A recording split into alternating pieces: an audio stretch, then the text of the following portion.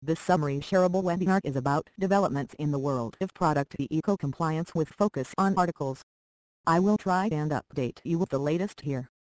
Let's talk about product governance rules affecting global supply chain.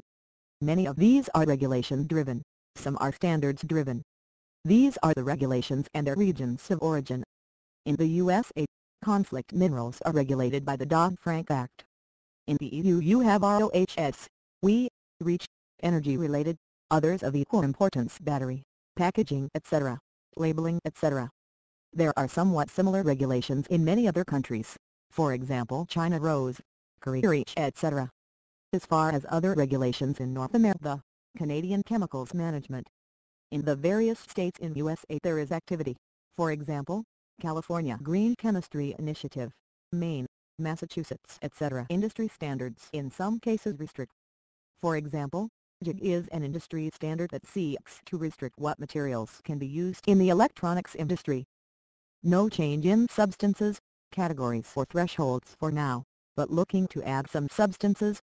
As for the scope is expanding to include in time frame 2012 to 2016 the following: A. Control and monitoring and B. Medical devices. Exemption list changed, and another one being added for the new categories being brought into scope. Exemptions. Many exemption numbers have changed, or renumbered, have expired or set to expire at various times in the near and stretched future. Exemption list identity number has changed. Exemptions for the new categories to be brought into scope will be listed under a different annex, thus exemption numbers may be conflicting, so exemption list identity that accompanies the exemption number will be of paramount importance in identifying specific exemption, in addition to its actual description. Annex 3 exemptions apply to all categories. Annex 4 for exemptions that are specific to medical devices and monitoring and control instruments. CE marking is defined. CE marking means a marking which materializes the declaration of the manufacturer that the product is in conformity with the applicable requirements set out in community harmonization legislation providing for its affixing, says the committee in the agreement with the Council. Burden is upon importers. In the agreement with the Council, the European Parliament underlines that importers must place only compliant products on the community market. Before placing the product on the market, importers must ensure that the appropriate conformity assessment procedure has been carried out by the manufacturer. They must ensure that the manufacturer has drawn up the technical documentation, that the product bears the required conformity markings, is accompanied by the required documents, and that the manufacturer has respected the requirements set out in the directive. Instructions and safety information obligatory for importers. The European Parliament says that importers shall ensure that the product is accompanied by instructions and safety information supplied in an official language easily understood by consumers and other end users as decided by the concerned member state. Recast directive is aligned with EC Regulation No. 765/2008, also known as RAMS. CE marking requirements. Member states shall presume that products bearing the CE marking comply with all the provisions of this directive, including the conformity assessment procedures, EC Declaration of Conformity. The EC Declaration of Conformity must contain certain elements. The manufacturer must establish the technical documentation, and he or his authorized representative established within the community must keep it on community territory at the disposal of the relevant national authorities for inspection purposes. Now, coming to the update on WEEE. On WEEE, collection targets are being increased. For medical equipment, upper targets are set right away, and then, producer defined on a national basis, not EU-wide basis. And now for updates on REACH. Here are the items of importance. ECHA releases updated guidance document for substances in articles. Companies must notify ECHA about certain substances of very high concern in articles not later than June 1, 2011. If this following threshold is exceeded, threshold of 0.1% weight by weight, and if the quantity of such substance in those articles is over 1 ton per producer/importer per year. And also, ECHA publishes new labeling and packaging guidance. These are some of the highlights of the guidance documentation on articles. A task for the private sector in order to facilitate the implementation of REACH.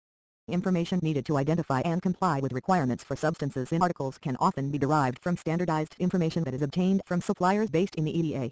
Suppliers of substances or mixtures, for instance, have to provide their customers with safety data sheets, or, where a safety data sheet is not required, with available and relevant safety information and details on regulatory requirements need for authorization, restrictions imposed according to Article 32.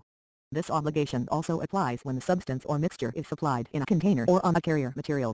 In case the substance requiring the safety data sheet has been registered in a quantity of 10 T/A or more, recipients of this substance on its own or in the mixture are provided by their supplier with the relevant exposure scenarios in an annex to the safety data sheet. Unlike suppliers of substances and mixtures, suppliers of articles do not always have to provide standardized information to their customers. Only when the articles supplied contain the substance included in the candidate list of substances of very high concern for authorization in a concentration above 0.1% by weight, they must provide available and relevant safety information according to Article 33, including, as a minimum, the name of that substance. Where the information received is not sufficient to check compliance with REACH, producers, importers and suppliers of articles may consider obtaining the necessary information by proactive requests in the supply chain. The following points should be taken into consideration when requesting information from other actors in the supply chain. It may be helpful to tell suppliers why the information is needed, which may be unknown, particularly to non-EEA suppliers. For this, several publications are available on ECHA's website that explain the background and implications of REACH. Some of these documents are available in different languages, helping to overcome language barriers. To avoid requests having to be passed up complex supply chains via several distributors, the producers of articles, formulators and manufacturers of substances could be identified and addressed directly to obtain the information required. It is recommended that requests in the supply chain are targeted and aimed at excluding or limiting the presence of certain substances, e.g. those on the candidate list for authorization, instead of asking for the exact composition of articles or mixtures, which is more often confidential information. Substances intended to be released from articles are usually released as part of mixtures, the concentration of which in the articles is asking for the exact composition of articles or mixtures, which is more often confidential information. Substances intended to be released from articles are usually released as part of mixtures, the concentration of which in the article. The producers of articles, formulators and manufacturers of substances could be identified and addressed directly to obtain the information required. It is recommended that requests in the supply chain are targeted and aimed at excluding or limiting the presence of certain substances, e.g. those on the candidate list for authorization, instead of asking for the exact composition of articles or mixtures, which is more often confidential information. Substances intended to be released from articles are usually released as part of mixtures, the concentration of which in the articles is more often known than the concentration of the individual substances intended to be released. If the maximum content of the mixture intended to be released in articles is known, critical levels for the concentration of substances in the mixture, above which a registration of substances in those articles might be required, can be calculated as shown in Section 5.1.2.1. Information requests up the supply chain should then be focused on substances exceeding the concentration calculated to be critical. The guidance document also important information those articles might be required, can be calculated as shown in Section 5.1.2.1. Information requests up the supply chain should then be focused on substances exceeding the concentration calculated to be critical.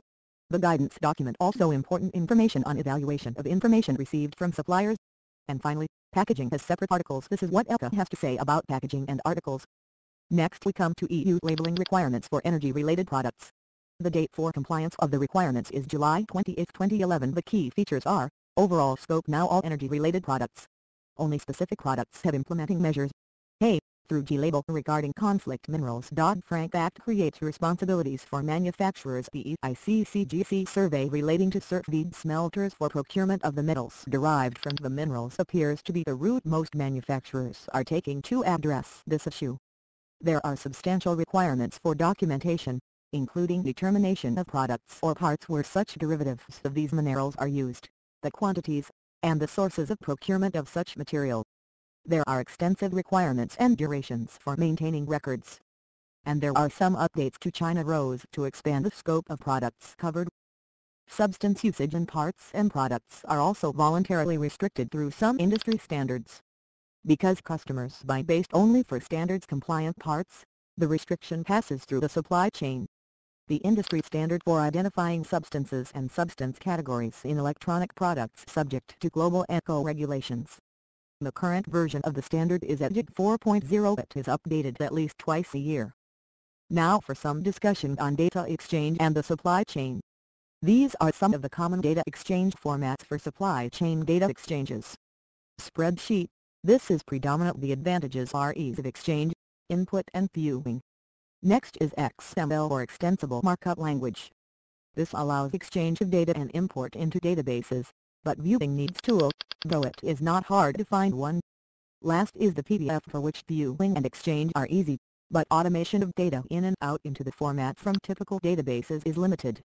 And there is the multiple interactions between suppliers and customers of requests and responses. In a vast majority of instances, use of social media can reduce the need to declare just once. To get there, people need to start using next-generation tools that simplify data exchanges over social media. The leading tool for this is MR Pro. Order your license today by emailing shaka777@gmail.com. If you want to send feedback, I will be happy to address comments and post updates. Thanks for listening, and please send your feedback to shaka777@gmail.com.